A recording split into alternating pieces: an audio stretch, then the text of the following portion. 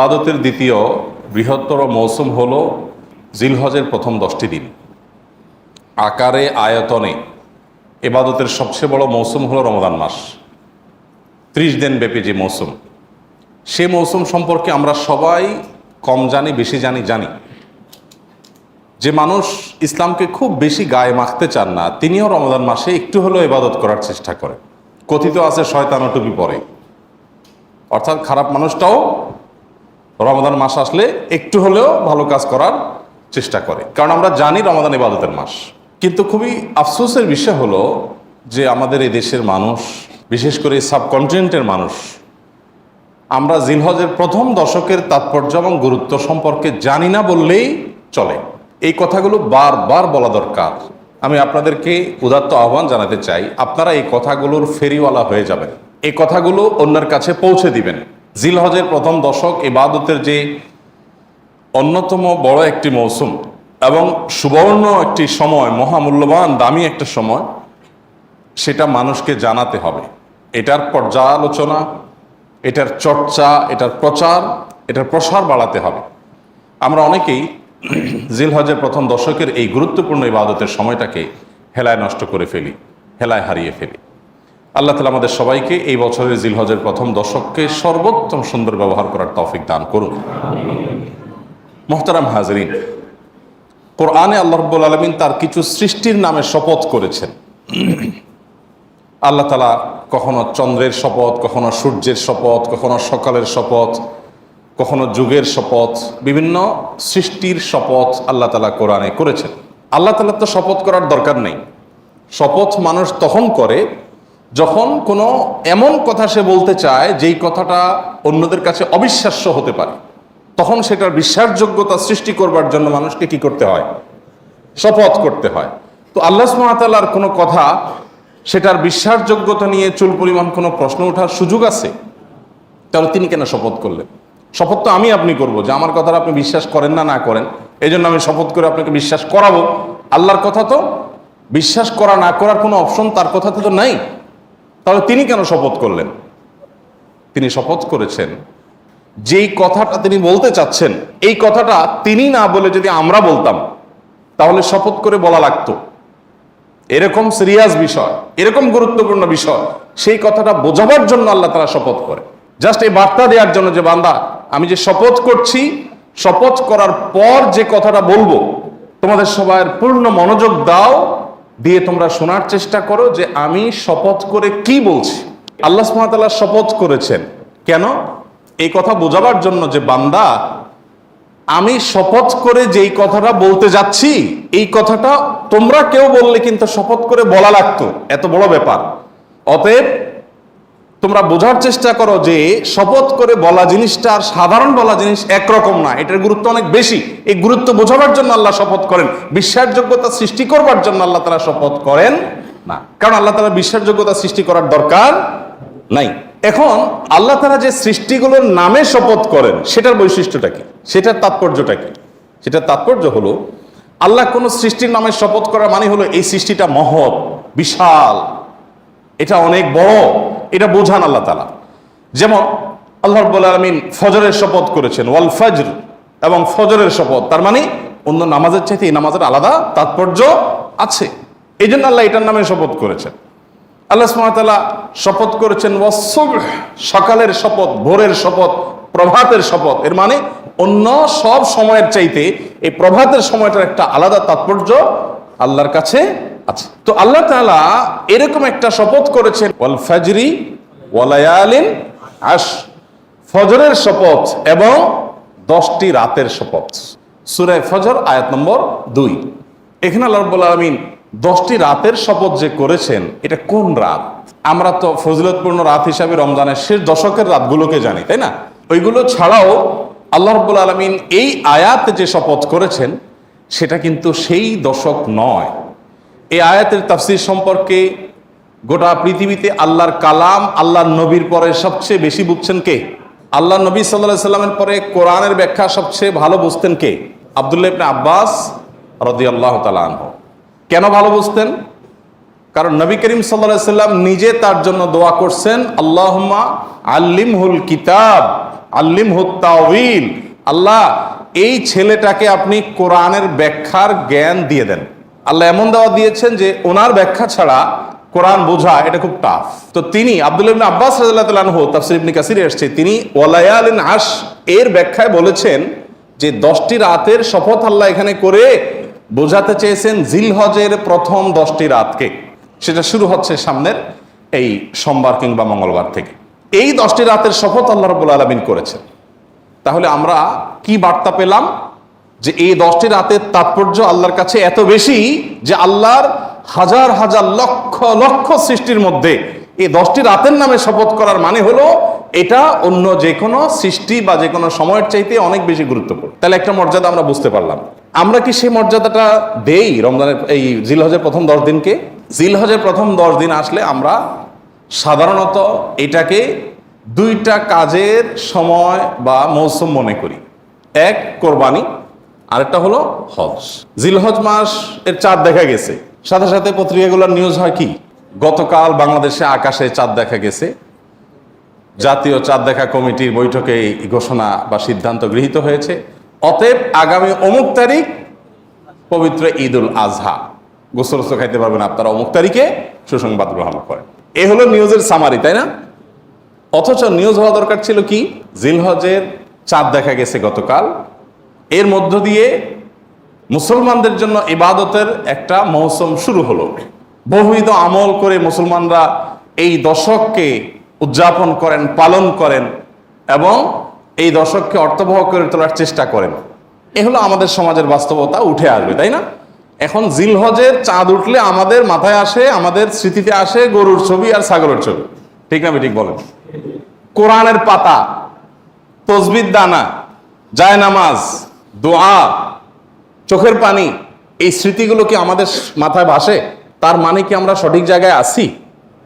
জিলহজের প্রথম দশকের চাঁদ ওঠার সঙ্গে সঙ্গে আমার স্মৃতিতে যা ভাসা উচিত তা কি ভাসছে? ভাসছে যেটা, সেটা ঠিক আছে, কিন্তু শুধু সেটা ভাষাটা ভুল। জিলহজের প্রথম দশকের চাঁদ ওঠা মানেই হলো দাঁতে কচমচ করা গোশত খাবো। কেন? গোশত খাবেন ভালো কথা, গোশত খাওয়ার আগে কাজ করেন, কাজ না করে খাবেন কোত্থেকে? আল্লাহ, কখনো কখনো আল্লাহর বান্দাদের থেকে আল্লাহ এমন এমন কথা বলায় নেন যেটা আসলে ইমান জায়গা নিয়ে। গত কয়েকদিন আগে আমার মা বেড়াতে আসছেন, উনি একটা কথা বললেন। সকাল নাস্তা করতে করতে 10টা 11টা বেজে গেছে। নাস্তা করার পর আবার একটু পরে জোর পরে দুপুরে খানা খাইতে বসলাম আমরা।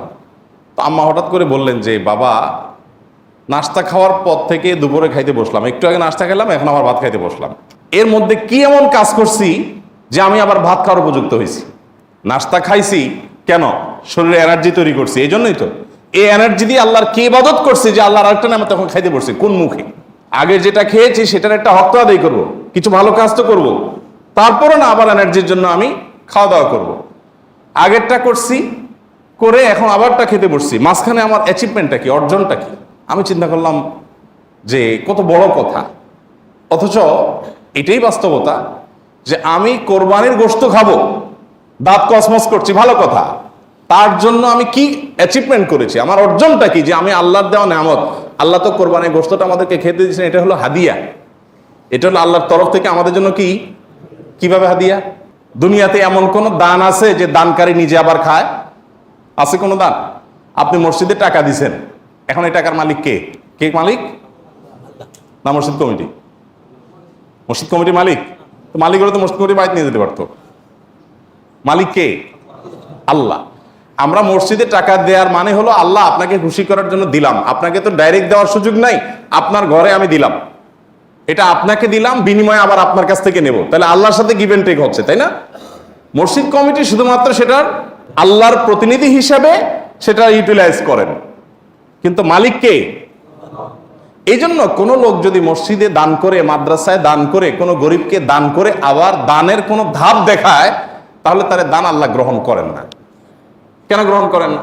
কারণ তুমি তো আমাকে দাও নাই, তুমি সেখানে দিয়ে ভাব ধরেছো যে এটা তো আমার দান, আমার দেওয়া, এবং সেটার ফিডব্যাক তুমি আশা করছো, তাহলে আমার কাছে তুমি আর আশা করতে পারো না। আমার জন্য দিয়ে থাকলে শুধু আমার কাছে আশা করবা, আর কারো কাছে কিছু আশা করবা না। তো আল্লাহ রাব্বুল আলামিনের দান, আল্লাহর জন্য দেওয়া, যত অপশন আছে আপনি দেখেন। আপনি একটা গরিবকে কিছু টাকা দিলেন, দেওয়ার পর আবার সেটা আপনি ফেরত নিতে পারেন? এটা তার হয়ে যায়। মসজিদে দিয়ে দিয়েছেন, মসজিদের হয়ে গেছে, মাদ্রাসা দিয়ে দিয়েছেন, মাদ্রাসার হয়ে গেছে। যত দান আছে দেওয়ার পরে সেটা নেওয়ার সুযোগ আছে? একটা দান শুধু আছে, একটা দান, সেটা হলো কোরবানি। যে দান করার সময় আপনি বলছেন বিসমিল্লাহ আল্লাহু আকবার আল্লাহুম্মা মিনকা ওয়ালাক, আল্লাহ এই পশু আপনার থেকেই পাইছি, আবার আপনার উদ্দেশ্যে এটা আমি জবাই করে দিছি, এর কোনো কিছু আমার আশা নাই, আমি আপনার উদ্দেশ্যে দিয়ে দিছি। এটা আমি নিজের বাসায় গোশত কিনতে হয় সেজন্য জবাই করি নাই, আমি আপনার নির্দেশ পালনার্থে জবাই করেছি। তাহলে এই গোশতগুলো মূলত আমাদের কাছে আর ফিরে আসার কথা? এটা তো সব আল্লাহর পক্ষ থেকে গরিবদেরকে দান করার কথা, তাই না? কিন্তু না, আল্লাহ কোরআনে বলছেন ফাকুলু মিনহা, কোরবানির গোশত থেকে তোমরাও খাও, তোমরাও খাও। আর ওয়াতআমুল কানিআ ওয়াল মু'তার, যাদের আছে আত্মীয় স্বজন তাদেরকেও দাও, প্রতিবেশীদেরকেও দাও, আবার অভাবী মানুষদেরকেও দাও। তার কি দাঁড়ালো? কোরবানির এই গোশতটা আমি জবাই করার সাথে সাথে এটা আল্লাহর জন্য করে দিয়েছি, বাট আল্লাহ বলছে বান্দা ওকে আমি পাইছি, এখন তোমাকে আবার একটু খেতে দিলাম। তাহলে দানের জিনিসটা আবার আমি পাচ্ছি, এটা আল্লাহর দান না? তো আল্লাহর দানটা পাওয়ার জন্য কি উপযুক্ততা তৈরি করছেন আপনি?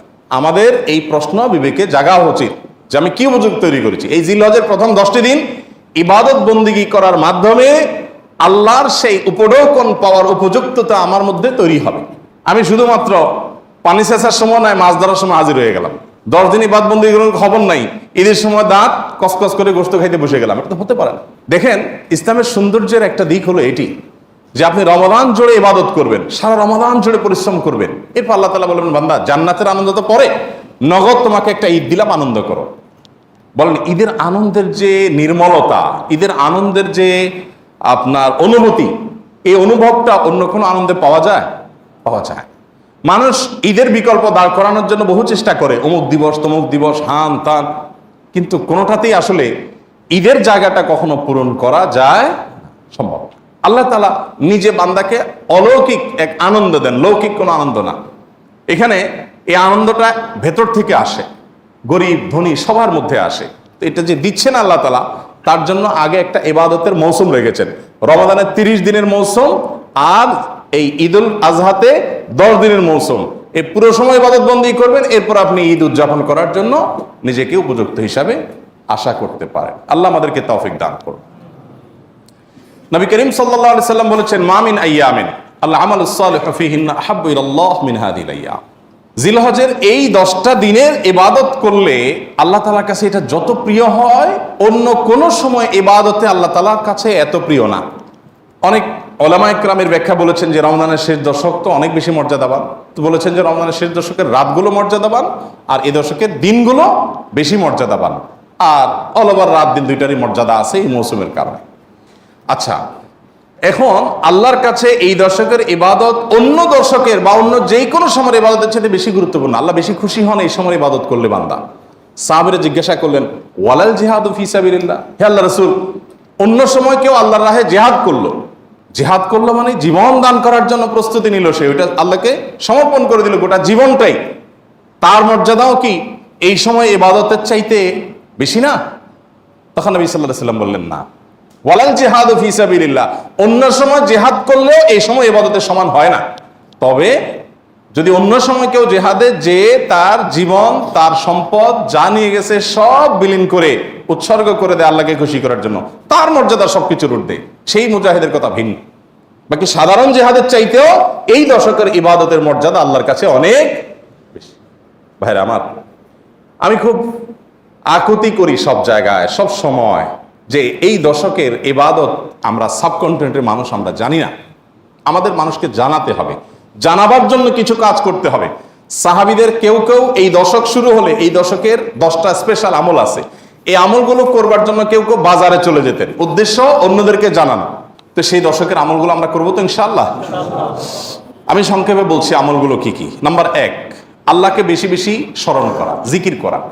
আল্লাহ সুবহানাহু ওয়া তাআলা কোরআনে কারীমে বলেছেন উযকুরুল্লাহ ফি আইয়ামিন মা'দুদাত, নির্দিষ্ট দিনগুলোতে তোমরা আল্লাহর জিকির করো, বেশি বেশি স্মরণ করো, আল্লাহর স্মরণটা বেশি বেশি হবে। এখন স্মার্টফোন এটার এঙ্গেজমেন্ট আমাদেরকে আল্লাহর স্মরণ তো পরের কথা, দুনিয়ার অন্য কোনো কিছু স্মরণ করতে দেয় না। এজন্য এটা নিয়ন্ত্রণ করা ছাড়া মানুষ কখনো মুত্তাকি হওয়ার কোনো সুযোগ নাই। নেক্সট সূরাতে শয়তান আসে যে আমি তো ওয়াজ শুনি মোবাইলে, নেক্সট সূরাতে শয়তান আসে আমি তো কোরআন তেলাওয়াত শুনি। আরে ভাই, ওয়াজ শুনেন আর কোরআন তেলাওয়াত শুনেন, প্রত্যেকটা জিনিসের একটা লিমিটেশন আছে। ফরজ নামাজ চলে যাচ্ছে, আপনি মোবাইলে কোরআন তেলাওয়াত শুনতেছেন, সওয়াব হবে না গুনাহ হবে? আপনি ওয়াজ শোনার নাম দিয়া আজে বাজে জিনিসও দেখছেন, চান্সে এসে যাচ্ছে, চোখের সামনে ক্লিক করে দেখে ফেলছেন, তাহলে আপনার জন্য এই মোবাইল টিপাই জায়েজ নাই, কারণ আপনি নিয়ন্ত্রণ করতে পারেন না। ভাইরা আমার, এই দশকে আল্লাহর স্মরণ যেন হয়, সেজন্য অন্য সময়ের মতো বিশেষভাবে স্মার্টফোনের নিয়ন্ত্রণ খুব বেশি জরুরি, খুব বেশি জরুরি। আল্লাহ আমাদেরকে তৌফিক দান করুন। আল্লাহর স্মরণ কিভাবে করবেন? যত প্রকার জিকির আছে সেগুলো করবেন, কোরআন তেলাওয়াত, সকাল সন্ধ্যার জিকির, উঠতে বসতে জিকির, দোয়া, সেগুলো পড়বেন বেশি বেশি। আর স্পেশালি বিশেষভাবে একাকী বসে চিন্তা করবেন, আল্লাহ তাআলা আমাকে সৃষ্টি করেছেন, কত মানুষ আছে যা আমার মতো নেয়ামত পান নাই। আল্লাহ তাআলা আমাদেরকে কত নেয়ামত দিয়ে রেখেছেন। সেদিন এক ভদ্রলোকের একটা প্রশিক্ষণে অংশগ্রহণ করেছে, উনি প্রশিক্ষণ দিতে গিয়ে একটা কথা বললেন যে ভাই, আমাদের সাথে শিম্পাঞ্জির মিল 99.9 কত পার্সেন্ট যেন উনি বললেন, অর্থাৎ 100-র কাছাকাছি, সামান্য একটু বেশ কম হওয়ার কারণে ও শিম্পাঞ্জি হয়েছে, আমি মানুষ হয়েছি। আল্লাহ তাআলা সৃষ্টি করছেন যে সবকিছুতে প্রায় কাছাকাছি, একটু পার্থক্য, এই জন্য আমি মানুষ হয়েছি, আর সো ওইটা হয়েছে। এই যে পার্থক্যটুকু, এই সামান্য পার্থক্যটুকু যদি একটু হেরফের হয়ে যায়, মানে 0.1% বা তারও অর্ধেকও যদি হেরফের হয়, তখন একটা মানুষ বিকলাঙ্গ হয়ে, প্রতিবন্ধী হয়ে জন্ম নেয়। সবই ঠিক আছে, শুধু ওইটুকু একটু বেশ কম। আল্লাহ তাআলা কত পারফেকশন এনেছেন আমার মধ্যে, কত পারফেক্ট আমাকে বানিয়েছেন। আল্লাহর নিয়ামত নিয়ে চিন্তা ভাবনা করে, এটা আল্লাহ স্মরণের অংশ। সেদিন এক ডক্টরের কাছে গেলাম, প্রফেসর, সিনিয়র মানুষ, তিনি দীর্ঘ সময় আমাকে বোঝাতে লাগলেন বিভিন্ন বিষয়, আল্লাহ কিভাবে আমাদেরকে সৃষ্টি করেছেন। আমি তো সায়েন্সের ছাত্র না, মুগ্ধ হয়ে গেলাম শুনে, সুবহানাল্লাহ, কিভাবে সম্ভব? আমরা যে খাবার গ্রহণ করি সেগুলা কতগুলো ধাপে মল হয়ে, মূত্র হয়ে আমাদের শরীর থেকে বের হয়, তার আগের ধাপগুলো কি, কিভাবে এগুলো আল্লাহ রাব্বুল আলামিন এইভাবে সেট করলেন। এটা এইভাবে কাকতালীয়ভাবে হতে পারে না কোনো পরিকল্পনা ছাড়া। মলদার সম্পর্কে বললেন যে মলদার নিচে, এখানে আল্লাহ পিঠে দিয়ে দিতেন, বুকে দিয়ে দিতেন, তাহলে আপনি কিভাবে আপনার শরীরের আবর্জনাগুলো বের করতেন? কত কঠিন হতো। পারফেক্ট জায়গা আল্লাহ সেট করেছেন। আবার সেটাকে এমনভাবে আল্লাহ তাআলা তৈরি করেছেন যে মলমূত্র এমনিতে বের হয়ে যায় না, ওটা বন্ধ থাকে। আবার যাতে বের হওয়া সহজ হয়, তার জন্য পানি যতটুকু প্রয়োজন মলের সাথে ততটুকু দেওয়া হয়, আঠালো পদার্থ তৈরি হওয়ার ব্যবস্থা করা হয়, না হলে এটা ছিঁড়ে যাবে, ফেটে যাবে। মানে কত কিছু যে আছে। প্রায় 2.5 ঘন্টা, আমি একটা রোগী, আমাকে উনি 2.5 ঘন্টা সময় দিলেন। অবশ্য রাতে, অন্য রোগী ছিল না কেউ, সব শেষ রোগী ছিলাম আমি। 2.5 ঘন্টা উনি আমাকে বোঝালেন এবং আমি মুগ্ধ হয়ে গেলাম, সব ভুলে গেছি আমি কাজ কাম বাদ দিয়ে। সুবহানাল্লাহ। বললেন যে ভাই, আল্লাহ তাআলা কি নিয়ামত আপনার ভিতর দিয়ে রাখছে, আপনি এটা বুঝেন তো আপনার কপাল সিজদায় অবনত এমনিতেই হয়ে যাবে। তো আল্লাহর স্মরণের অংশ হিসাবে এগুলো, যে আল্লাহর কুদরত নিয়ে চিন্তা করা। আর সব বাদ দেন, আল্লাহ আমাকে হাত পা সুস্থ রেখেছেন, কত মানুষ অসুস্থ, কত মানুষ বিভিন্নভাবে আক্রান্ত। গত শুক্রবারের আগের শুক্রবার এই মসজিদে আশেপাশের বোধহয় হাউজিংয়ে থাকেন কোন এক ভাই, এসে আমাকে চোখের পানি মুছতে মুছতে বললেন, ভাই 6,000 টাকা আছে আপনার মসজিদ কমপ্লেক্সের জন্য, সরি 8,000 টাকা আছে, এটা টাকাগুলো নেন। তো আমি নিয়ে আমাদের সহকারীকে দিলাম। ভদ্রলোক বললেন যে আমার একটা ছেলে ছিল, সে ব্যাংকে বোধহয় টাকা জমাইছে বা কেউ দিছে, সেখান থেকে সে বলছে এটা আমি মসজিদ কমপ্লেক্সে দেবো ওনাদের। তো ও 7,000 টাকার সাথে আমি 1,000 যোগ করলাম, এটা আপনি নেন। তো ছেলের কি হয়েছে? ও বলে যে ছেলে আপনার হাতে দিতে চাইছে, কিন্তু সে হাসপাতালে বেডে শুয়ে আছে। হাসপাতালে বেডে শুয়ে আছে ছেলেটা। কি হয়েছে তার? বলে যে ক্যান্সার আক্রান্ত। ক্যান্সার আক্রান্ত, 6 বছরের বাচ্চা, এবং সে লাস্ট স্টেজে আছে, শুধু মৃত্যুর জন্য অপেক্ষা করছি আমরা। তো আমার খুব খারাপ লাগলো, বললাম যে ছেলেকে দেখতে যাবো আমি। পরের দিন গেলাম হাসপাতাল, আলমারার হাসপাতালে গেলাম। হাসপাতালে যাওয়ার পর যে দৃশ্য দেখলাম আমি, ছেলেটা মারা গেছে কয়েকদিন আগে। এই এলাকার মহল্লার মানুষ উনি, এখানকার। তো সেই দৃশ্য দেখে আমার সাথে আরো একজন গেছেন, যারা গেছেন কেউ নিজেকে ঠিক রাখতে পারেন নাই। প্রত্যেকটা মানুষ কাঁদছিলেন, এত কষ্ট হচ্ছে বাচ্চাটার, মানে দেখার মতো কোনো দৃশ্য না। 6 বছরের একটা বাচ্চা, কত বড় পরীক্ষা মা বাবার জন্য। আল্লাহ তাআলা আপনার বাচ্চাকে খুশি রাখছেন, ভালো রাখছেন। আপনি জুমা পড়ে গিয়ে বাচ্চার কপালে চুমু খাবেন, তাকে কোলে নিবেন, তাকে পাশে বসিয়ে আপনি খাবার খাবেন, খাবার তুলে দিবেন, বিকেল হয়তো ঘুরতে যাবেন, হয়তো তার পরীক্ষা আছে, কালকে পড়ালেখা আছে, তাকে পরামর্শ দিবেন। আল্লাহ আপনাকে কত সুন্দর একটা সাস্টেইন, কত সুন্দর একটা আপনার কি বলে এটাকে, ভারসাম্যপূর্ণ স্বাভাবিক একটা অবস্থা দিয়েছেন। এইরকম নেয়ামত যদি আপনি খোঁজেন, তো একটা ডায়েরি নিয়ে বসলে ডায়েরির পাতা শেষ হয়ে যাবে, কিন্তু আল্লাহর নেয়ামত লিখে শেষ করতে পারবেন না। একজন তার স্কিনে সামান্য একটি সমস্যা হয়েছে, জটিল কিছু নাই, স্কিনে মাত্র, বডির উপরে, এইটুকুর জন্য তার জীবন দুর্বিষহ হয়ে যাচ্ছে। হাসপাতালে যায় দেখেন কি নির্মম দৃশ্য, কি মর্মান্তিক দৃশ্য, তিনি কাতরাচ্ছেন হয়তোবা। আরেকজনের হয়তো সামান্য একটা নখ উপড়ে গেছে, তার ব্যথা কাতরাচ্ছেন, আল্লাহ আপনার নখগুলো ভালো রেখেছেন। আল্লাহ তাআলা এমনি এমনি কোরআনে বলেন নাই, গোটা পৃথিবীর সমস্ত পানিকে যদি কালি বানাও আর সকল গাছকে যদি কলম বানাও এবং লিখতে থাকো আমার নেয়ামত, তোমার গাছ একসময় শেষ হয়ে যাবে, তোমার নদী নালা সমুদ্রের পানি শুকিয়ে শেষ হয়ে যাবে, এরপর যদি আবার তোমাকে দেওয়া হয় এগুলো ডাবল, সেগুলো শেষ হয়ে যাবে, কিন্তু আমার নেয়ামত লিখে শেষ করতে পারবে না। কেন একজন মানুষ বিপদে আলহামদুলিল্লাহ বলবে? কেন? কি যুক্তি আমাকে বলেন। একজন মানুষ আছে না, নানান কষ্টে মানুষ থাকে না, নানান মুসিবতে থাকে না, আমাদের কাছে আসে মানুষের সময়, ভাই এই বিপদ সে বিপদ, তো আমরা বলি ভাই ধৈর্য ধারণ করেন, বিপদেও আলহামদুলিল্লাহ বলতে শিখেন। কেন বিপদে আলহামদুলিল্লাহ বলবে বলেন? বেচারা রোড অ্যাক্সিডেন্টে তার পাওটা ভেঙে গুঁড়া গুঁড়া হয়ে গেছে, যাচ্ছিল জরুরি কাজে, চাকরিটা ছুটে গেছে এই অ্যাক্সিডেন্টের কারণে, আরো বহু ক্ষতি হয়েছে। আপনি অবস্থায় যে বলতেছেন ভাই সকল অবস্থায় আল্লাহ শুকর আদায় করতে হয়, আপনি আলহামদুলিল্লাহ বলেন, কি যুক্তি আছে বলেন তো? বেটা মরতেছে, আপনি বলেন আলহামদুলিল্লাহ বলেন, বলেন এই আলহামদুলিল্লাহ বলাটা যৌক্তিক না অযৌক্তিক? কেমনে যৌক্তিক? এটা মরতেছে, আপনি বলেন আলহামদুলিল্লাহ বলেন, আলহামদুলিল্লাহ তো খুশি চুটে না বলবে, হ্যাঁ এর থেকে খারাপ হতে পারত। This is the point. আপনার বাসার চুরি হলো, চোরে যা ছিল ফোন টোন যেগুলো যেগুলো নেওয়ার মতো স্বর্ণ গয়না সব নিয়ে চলে গেছে, ঈদের মধ্যে বাড়িতে গেছেন সব নিয়ে চলে গেছে। আপনি যখন দেখলেন সব চোর নিয়ে গেছে, আপনি বলেন আলহামদুলিল্লাহ। এখন বাহ্যিক ভাবে মনে হচ্ছে যে পাগল নাকি রে, সব চোর নিয়ে গেছে, সে বলে আল্লাহ শুকর। খুশি হয়েছেন আপনি? এই আল্লাহ শুকরের যৌক্তিকতাটা কোথায় বলেন তো? যৌক্তিকতা হলো চোরে অনেক কিছু নিয়ে গেছে, ঠিক আছে, ফ্যানটা খুলতে পারেনি আলহামদুলিল্লাহ। যদি ছেঁচড়া চোর হইতো যে বাড়িতে গেছে গ্রামের বাড়িতে সারা রাত ধরে ফ্যান খুললি বা সমস্যা কি, তো ভাঙারি হিসাবে তত টাকা পাবো। আমার খাটগুলো আছে, হাড়ি বাতিল গুলো অন্তত রেখে গেছে, অনেক কিছু রেখে গেছে। অনেক চুরিতে এরকম হয় যে উপরে ছাদ আর নিচে ফ্লোর ছাড়া সব রেখে চলে যায়, এরকমও তো হইতে পারতো। আর চুরি না হয়ে যে এখানে অগ্নিকাণ্ড হইতো আর আগুনে সব ছাই হয়ে যেত, ভূমিকম্পে সব মাটির নিচে ধসে যেত, তাহলে কি হতে পারতো? তো তার চাইতে তো আমি ভালো আছি আলহামদুলিল্লাহ। এই জন্য ইমানদার কখনো দুঃখে থাকতে পারে না। ইমানদার যদি ইমানদার হয়, দুঃখ তাকে স্পর্শ করতে পারে, কারণ সকল দুঃখেই তার কি আছে? সান্ত্বনা। আর বেঈমানের কি? আল্লাহর প্রতি অবিশ্বাসী কোনো সান্ত্বনা আছে? সে কি বলবে? ও স্যাড, শিট, দত, গালিগালাজ করে অস্থির হয়ে ভাঙচুর করে বেচারা কোনো সান্ত্বনা আছে কপাল পড়া?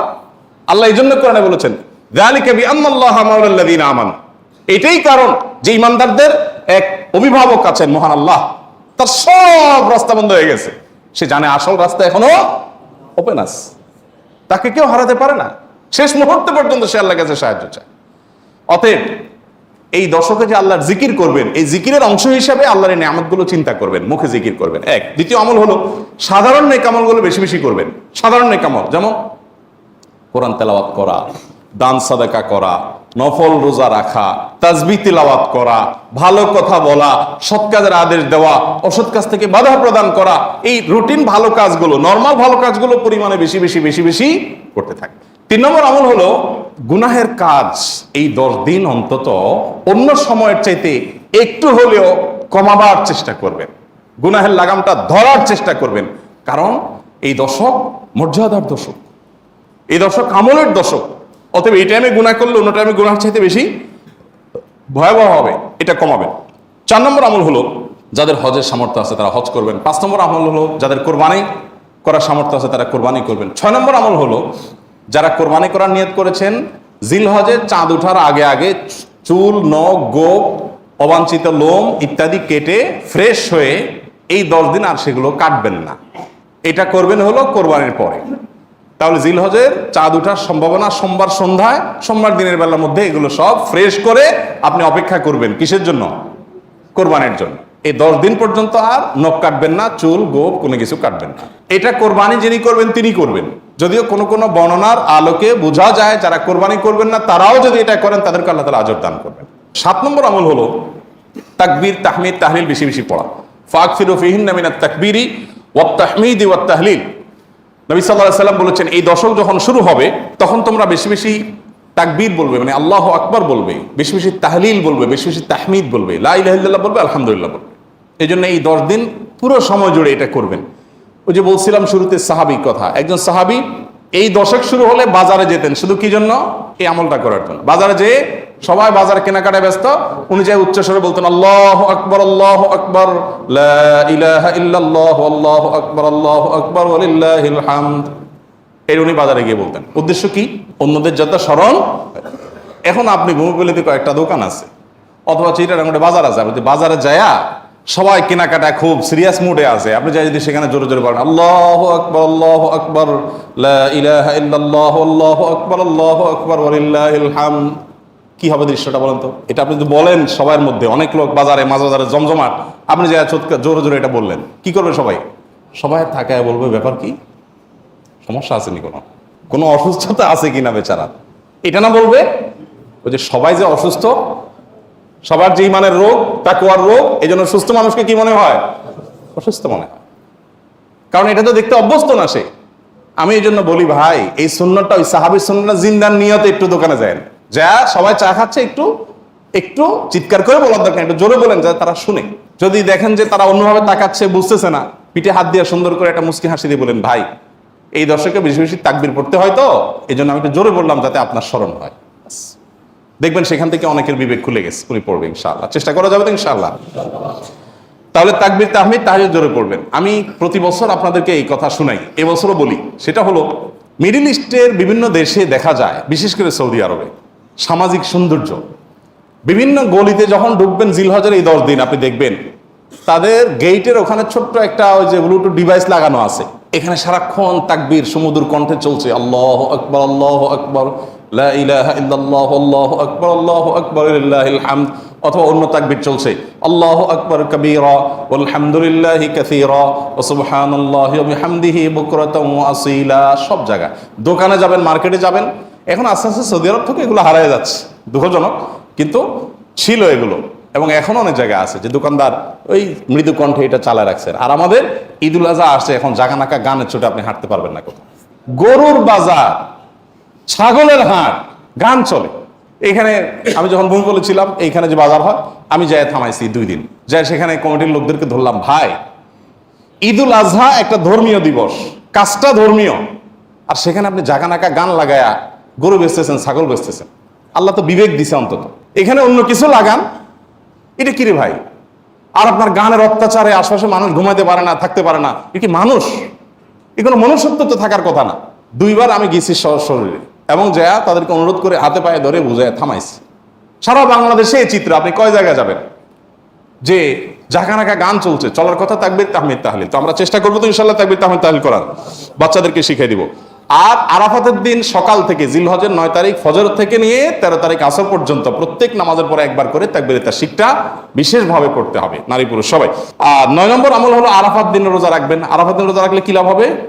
1 বছর আগের আর 1 বছর পরের অগ্রিম, পরের বছর যদি বাঁচেন সেটারও ছোটখাটো গুনাহগুলো আল্লাহ তাআলা মাফ করে দিবেন। আর 10 নম্বর আমল হলো ঈদুল আজহার সকল সুন্নাতগুলো আদায় করবেন। চেষ্টা করবো তো আমরা ইনশাআল্লাহ। আল্লাহ আমাদের সবাইকে আমলের তৌফিক। আরাফার দিনের রোজা, এর ফজিলত অপরিসীম। নবী করিম সাল্লাল্লাহু আলাইহি ওয়াসাল্লাম বলেছেন, আরাফার দিনের রোজা যদি কেউ রাখে, আল্লাহর কাছে আমি ধারণা রাখি, আল্লাহর প্রতি আমার ধারণা হলো এই রোজার বিনিময়ে আল্লাহ তাআলা রোজাদার ব্যক্তিকে 1 বছরের পেছনের 1 বছরের সামনের অগ্রিম গুনাহ আল্লাহ তাআলা মাফ করে দিবেন। ইসলামের অন্য কোনো আমল এরকম পাওয়া যায় না যে আমল করলে অগ্রিম আল্লাহ সুবহানাহু ওয়া তাআলা গুনাহ মাফ করে দিবেন। আরাফার দিনের রোজার এত ফজিলত যে পেছনের তো বটেই, সামনের 1 বছরের আল্লাহ সুবহানাহু ওয়া তাআলা ছোটখাটো গুনাহগুলো কি করবেন? মাফ করে দিবেন। অতএব আরাফার দিনের রোজা আমাদের সকলের রাখা উচিত। কিন্তু এই রোজা রাখতে গিয়ে একটা বিভ্রান্তির মুখোমুখি আমরা হই, একটা প্রশ্নের মুখোমুখি আমরা হই। সেটা হলো যে আমরা আরাফাতের দিনের রোজাটা বাংলাদেশে মানুষেরা কোন দিনে রাখবো? আমরা কি 9 তারিখে রাখবো নাকি 8 তারিখে রাখবো? কারণ হাজী সাহেবরা আরাফাতে যেদিন অবস্থান করেন সেদিন আমাদের দেশে 8 তারিখ হয়, চাঁদের কি থাকে 8 তারিখ থাকে। তো আমরা কি হাজী সাহেবরা আরাফাতের মধ্যে অবস্থান করছেন সেদিকে তাকায় 8 তারিখেই রাখবো, নাকি হাজী সাহেবরা সৌদি আরবে যেহেতু 9 তারিখে আরাফাতের ময়দানে অবস্থান করছেন, অতএব ওই 9-এর দিকে তাকে আমরা 9 তারিখে রাখবো? এটা নিয়ে একটা ধোঁয়াশা, একটা প্রশ্ন আমাদের ভেতরে কম বেশ আছে। এই প্রশ্নের উত্তরে আমরা কি করব সেই করণীয় ক্ষেত্রে আমি সংক্ষেপে বলতে চাই, এক্ষেত্রে ওলামায়ে কেরামের 2টি মত আছে এবং 2টা মতই গবেষণামূলক। এর কোনোটাই কোনো হাদিস থেকে স্পষ্টভাবে সমর্থিত না, বরং উভয় মতই যার যার বুঝ এবং গবেষণা লব্ধ। কোনোটিকেই সঠিক বা ভুল এটা বলা বুদ্ধিমানের কাজ হবে না। অনেক ওলামা একরাম বলেন, আমরা হাজী সাহেবরা আরাফাতের ময়দানে যেদিন অবস্থান করবেন, পৃথিবীর সকল প্রান্ত থেকেই আমরা হাজী সাহেবদের ওই অবস্থানের, আরাফাতের অবস্থানের দিনেই কি রাখবো? রোজা রাখবো। এটাই হলো আরাফাত দিনের রোজা। যদি সেদিন কোনো দেশে ঈদ না হয় তাহলে আমরা রাখবো, সেটা আমার দেশে 8 তারিখ হোক 7 তারিখ হোক, দেখার দরকার নেই। এটা হলো অনেক ওলামা একরামের মত। অনেক ওলামা একরাম বলেন না, আমরা 9 তারিখে রোজা রাখবো আমাদের দেশে, সেটা হাজী সাহেবদের আরাফাতে অবস্থানের পরের দিন হয়, অর্থাৎ এদেশে সৌদি আরবে ঈদের দিন হয়, ওই দিন আমাদের দেশে 9 তারিখ, আমরা 9 তারিখে রাখবো। কেন? কারণ নবী করিম সাল্লাল্লাহু আলাইহি ওয়াসাল্লাম যে আরাফাতের দিনে রোজা রাখতে বলেছেন, আসলে 9 তারিখকে, জিলহজের 9 তারিখকে আরাফাতের দিন বলা হয়। এখানে তারিখটা হলো উদ্দেশ্য, আরাফাতের দিন এটা হলো শুধুমাত্র নাম। জিলহজের 10 তারিখে ইয়মুন নাহর বলা হয়, জিলহজের 9 তারিখে ইয়মে আরাফা বলা হয়, জিলহজের 8 তারিখে ইয়মুত তারবিয়া বলে। এগুলো হলো এই দিনগুলোর এক একটা নাম। যেহেতু নবী সাল্লাল্লাহু আলাইহি ওয়াসাল্লাম আরাফার দিন রোজা রাখতে বলছেন, অতএব 9 তারিখে রাখবেন, এরকম একটা মত ওলামা একরাম বলেন। এখন আমরা কোন দিকে যাব? 8 তারিখে রাখবো নাকি 9 তারিখে রাখবো? আমি বলি, যেহেতু কোনো মতের পক্ষেই সুস্পষ্ট কোনো হাদিস নাই, অতএব আমাদের জন্য সবচেয়ে যুক্তিসঙ্গত হলো দোনো দিন রাখা, 8 তারিখে এবং 9 তারিখে রাখা। কারণ জিলহজের 1 থেকে 9 তারিখ পর্যন্ত এর প্রত্যেকটা দিনই আমাদের কম বেশ রোজা রাখার চেষ্টা করা উচিত। নবী সাল্লাল্লাহু আলাইহি ওয়াসাল্লাম বলেছেন, মা মিন আইয়ামিন আল আমালুস সালিহু ফীহিন্না আহাব ইলাল্লাহ মিন হাযিহিল আইয়াম। জিলহজের 10 দিনের চাইতে অন্য কোনো দিনে আমল আল্লাহ তাআলার কাছে বেশি প্রিয় না। এই জন্য ওলামা একরাম বলেন যে এই 10 দিনের প্রথম দিনগুলো, ঈদের দিন বাদে প্রথম দিনগুলো প্রত্যেকটা দিনই কি রাখা উচিত? নফল রোজা রাখা উচিত। তবে বিশেষভাবে হাদিসে নির্দেশ হলো কিসে? আরাফাতের দিন রাখার জন্য। অতএব আমরা যদি 8-9, আমাদের দেশের লোকেরা 8-9 উভয় দিন আমরা রোজা রাখি জিলহজের, তাহলে সেক্ষেত্রে সন্দেহাতীতভাবে আরাফাতের দিনের রোজা রাখা আমার হয়ে যাবে। অতএব এই 8-9 উভয় দিন রাখাই আমাদের জন্য সবচেয়ে উত্তম এবং বেস্ট। আল্লাহ তাআলা আমাদেরকে আমলের তৌফিক দান করুন।